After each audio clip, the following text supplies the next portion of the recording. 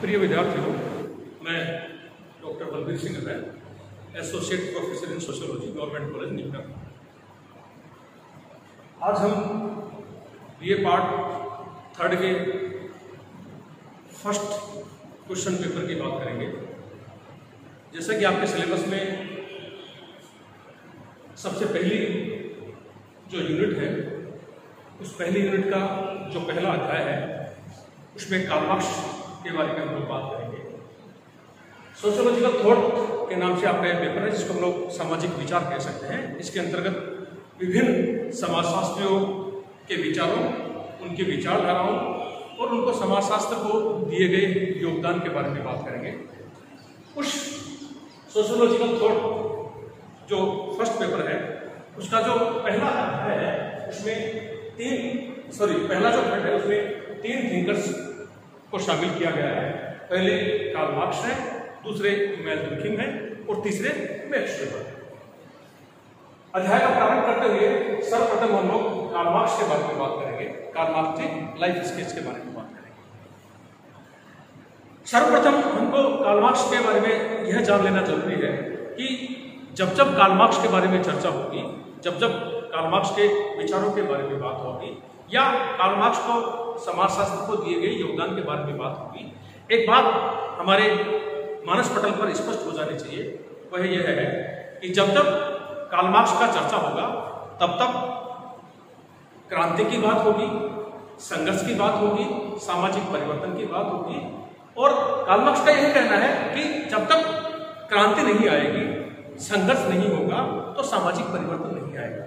और कोई भी समाज जड़ वस्तु नहीं है। समाज सदैव परिवर्तनशील होते रहे हैं, समाजों में सदैव समय समय पर परिवर्तन आते रहे हैं। और कार्ल मार्क्स जो इस परिवर्तन का एकमात्र कारण मानते हैं वो वर्ग संघर्ष को मानते हैं।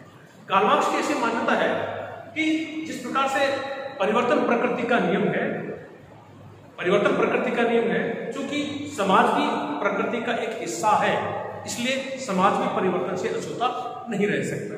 इस प्रकार लेकिन प्राकृतिक घटनाओं में और सामाजिक घटनाओं में जो भेद का आधार है, उस आधार में कार्ल मार्क्स का मानना है कि प्राकृतिक घटनाओं में विभिन्न कारणों से परिवर्तन आ सकते हैं समय के साथ, लेकिन समाज में या सामाजिक घटनाओं में जो परिवर्तन आते हैं उसका कार्ल मार्क्स एकमात्र कारण मानते हैं क्रांति, संघर्ष, जिसके परिणाम स्वरूप समाज में परिवर्तन आता है और समाज निरंतर विकास की ओर अग्रसर होता है। कार्ल मार्क्स का कहना है, जैसा कि उन्होंने अपनी पुस्तक विभिन्न उनका जो योगदान है उसमें उनका यह कहना है कि ऐसा कोई भी समाज नहीं जो समाज जड़ रहा हो, स्थिर रहा हो। प्रत्येक समाज में सामाजिक परिवर्तन होते रहे हैं। ऐसा कोई समाज नहीं जो जड़ रहा हो। प्रत्येक समाज में वर्ग बनते रहे हैं, वर्गों में संघर्ष होता रहा है और उस संघर्ष के परिणाम स्वरूप समाज निरंतर विकास के ओर अग्रसर होते रहे हैं। तो सबसे पहले कार्ल मार्क्स के लाइफ स्टेज की चाहकर बात करें। कार्ल मार्क्स के बारे में बात कर सकते हैं कि कार्ल मार्क्स का जन्म 5 मई 1818 को प्रशिया राइन के प्रांत टियरमेटर के एक यहूदी परिवार में हुआ। कार्ल मार्क्स के पिता वकील थे, जिन्होंने आगे जाकर यहूदी धर्म को छोड़कर ईसाई धर्म ग्रहण कर लिया। कार्ल मार्क्स को एक अंतर्राष्ट्रीय सर्वहारा, एक महान शिक्षक और एक नेता के बारे में, एक नेता के रूप में मान्यता हासिल रही है। 1818 में उनका जन्म हुआ और 1818 से 1835 में ट्रियर जिम्नेजियम के एक अच्छे स्कूल में उन्होंने शिक्षा ग्रहण की। तत्पश्चात ये बोन और बर्लिन विश्वविद्यालय में कानून विभाग में दाखिला लिया गया।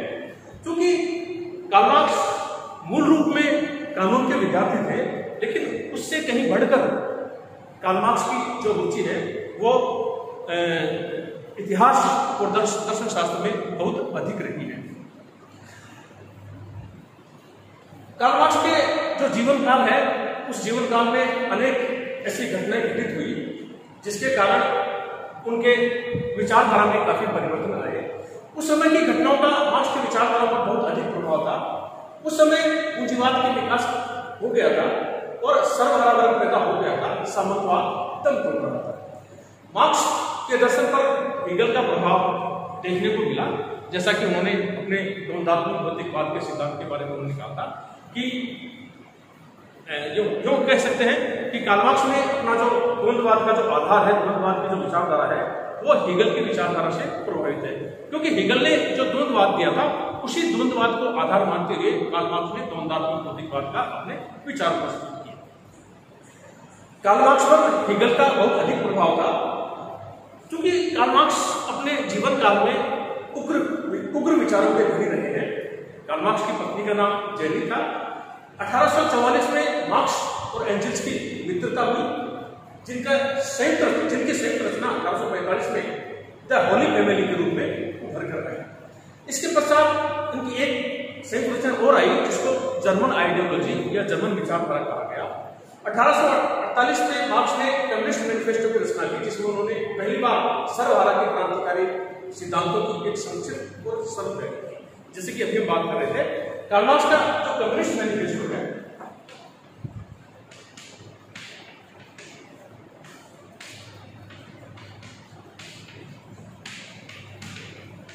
वो, उनका जो कम्युनिस्ट मैनिफेस्टो है वो काफी विश्व स्तर पर प्रचलित रहा, काफी लोगों ने उनके सराहा। जैसा कि हम आपको बता चुके हैं कि कार्ल मार्क्स उग्र विचारों के धनी रहे हैं, और जैसा कि उनके जीवन काल में उस समय जो घटनाएं घटित हुई, जैसे कहें कि सामंतवाद दम हो रहा था, पूंजीवाद का उदय हो रहा था, सर्वहारा वर्ग अस्तित्व में आ रहा था, तो इस प्रकार की घटनाएं घटित हुई, जिसके कारण जिन घटनाओं ने कार्ल मार्क्स को विचारधारा को झकझोर दिया, जिसका उल्लेख उन्होंने कम्युनिस्ट मैनिफेस्टो में आगे जाकर किया। कम्युनिस्ट मैनिफेस्टो में जो मुख्य विचार थे कार्ल मार्क्स के, वे सर्वहारा के अधिनायकवाद के बारे में थे, क्योंकि इस कम्युनिस्ट मैनिफेस्टो में ही उन्होंने कहा था कि समाज में ऐसे वर्गों का उदय हो रहा है जिसको आप लोग पूंजीपति वर्ग कह सकते हैं, दूसरे को सर्वहारा वर्ग कह सकते हैं, शोषित वर्ग कह सकते हैं और शोषक वर्ग कह सकते हैं। क्योंकि ये जो स्थिति है समाज में पूंजीपतियों की और सर्वहारा की, शोषक वर्ग की और शोषित वर्ग की, वो एक ऐसी स्थिति है कि आने वाले समय में इन दो वर्गों में विभाजन की इतनी अधिक रेखा खींच जाएगी, इनके स्वार्थ इतने अधिक विपरीत होंगे कि ये दोनों वर्ग आपस में एक दूसरे के सामने संघर्ष के लिए तैयार होंगे। तो जो सर्वहारा के अधिनायकवाद की बात कही है उन्होंने, समाजवाद की बात की है उन्होंने, कम्युनिस्ट मैनिफेस्टो में उसका चर्चा किया है।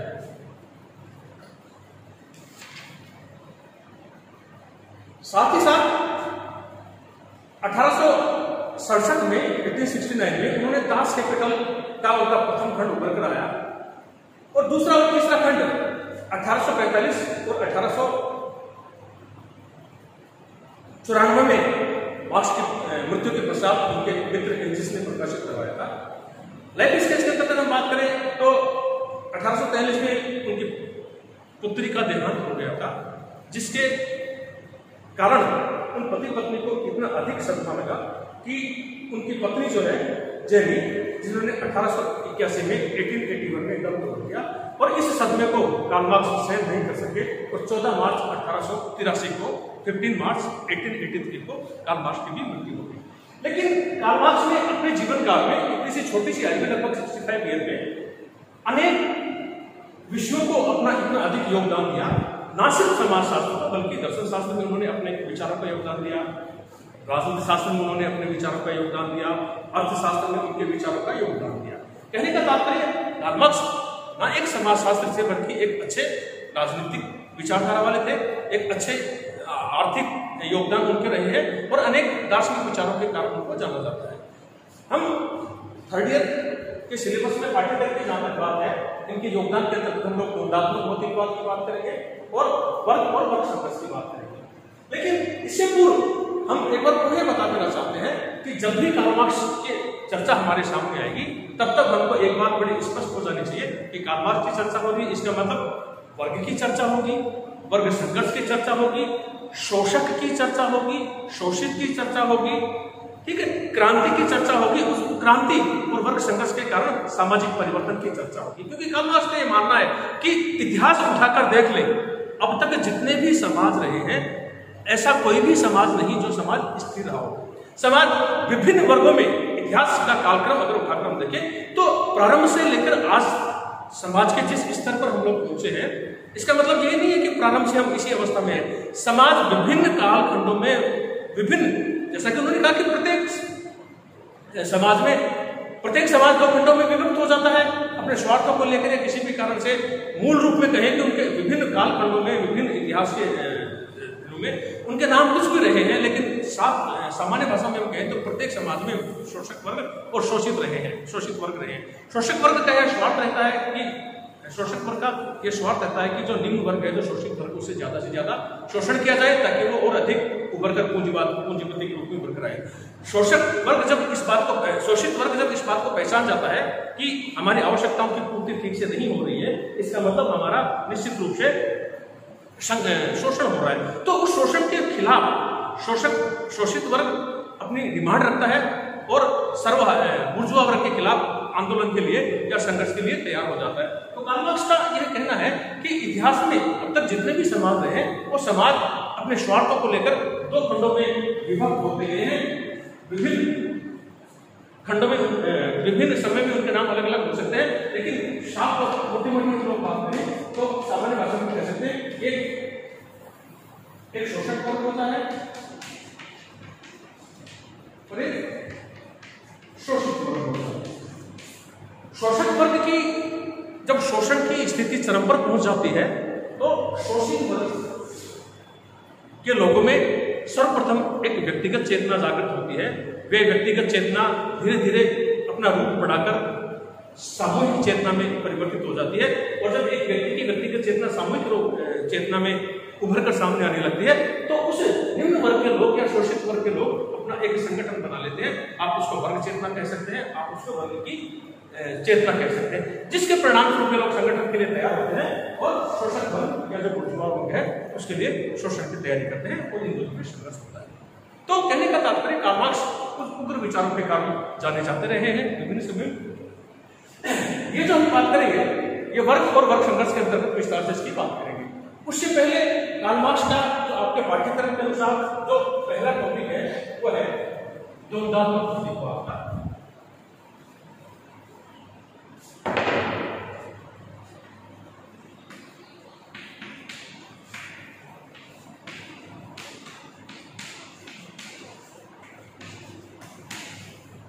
पहला आपके पाठ्यक्रम के अनुसार जो कार्ल मार्क्स के विचारों की हम बात करेंगे, कार्ल मार्क्स के योगदान की बात करेंगे, सबसे पहले लोग द्वंद्वात्मक प्रतीकवाद की चर्चा करेंगे। और आपके पाठ्यक्रम के अनुसार जो दूसरा उनका योगदान है वो है वर्ग संघर्ष के बात। ये तो बात हुई हमारे पाठ्यक्रम की जिसके अंतर्गत हम कार्ल मार्क्स के विचारों की बात करेंगे। उससे पूर्व कार्ल मार्क्स का जो योगदान रहा है, कार्ल मार्क्स के विचारों का जो योगदान है उसका उल्लेख हमको कर लेना चाहिए, क्योंकि द्वंद्वात्मक प्रतीकवाद और वर्ग संघर्ष को समझने से पहले कार्ल मार्क्स की लाइफ स्केच की कहानियां, उनके जीवन परिचय के अंतर्गत सबसे पहले उनके कुछ कृतियां हैं, उनके कुछ विचार जो उन्होंने लिखित रूप में प्रकट किए हैं उनके बात करेंगे। सबसे पहला उनकी जो कृति आई थी वो थी द होली फैमिली।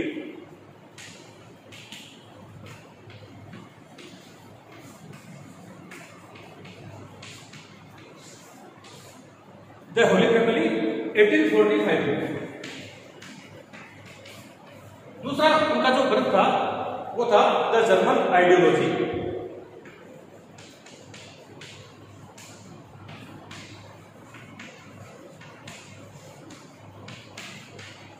या जर्मन विचारधारा, और ये ग्रंथ आएगा 1845 और 46 में।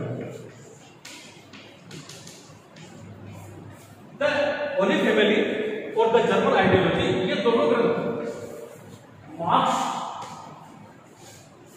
और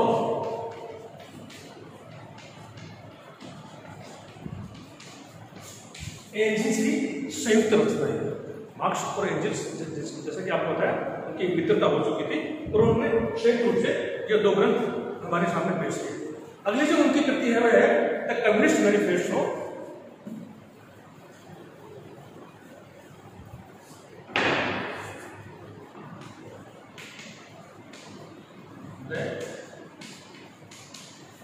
कम्युनिस्ट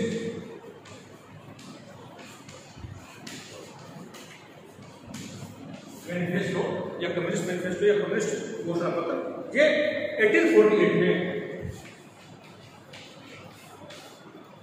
आया था। अगली जो उनकी कृति है वह the poverty of philosophy, the poverty of philosophy, जो 1847 में 1847 में आया। नेक्स्ट उनकी है दास कैपिटल,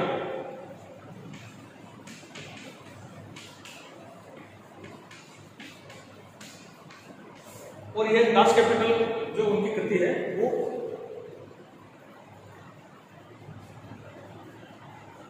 1897 में, यानी कि उनकी मृत्यु के साथ उसका प्रकाशन करवाया था एंजल्स ने। Next the critic of political economy, the critic of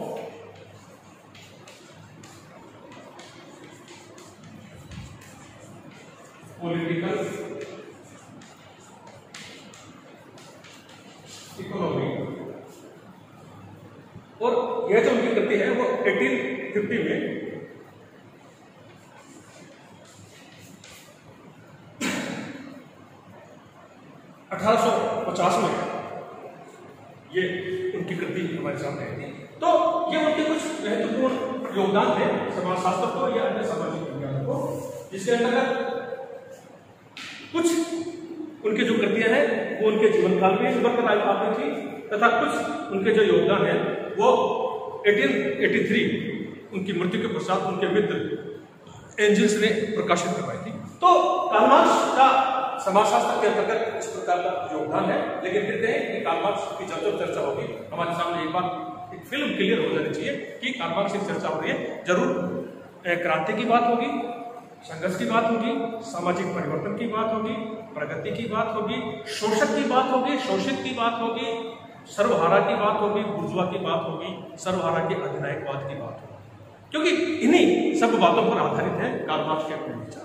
तो ये कार्ल मार्क्स का एक लाइफ स्केच था, संक्षिप्त में उनका एक छोटा सा जीवन परिचय था। विस्तार से हम लोग इनके सिलेबस के अनुसार जो डायलेक्टिकल मटेरियलिज्म है और जो क्लास स्ट्रगल है उसके हम विस्तार से नेक्स्ट क्लास में चर्चा करेंगे। Thank you very much.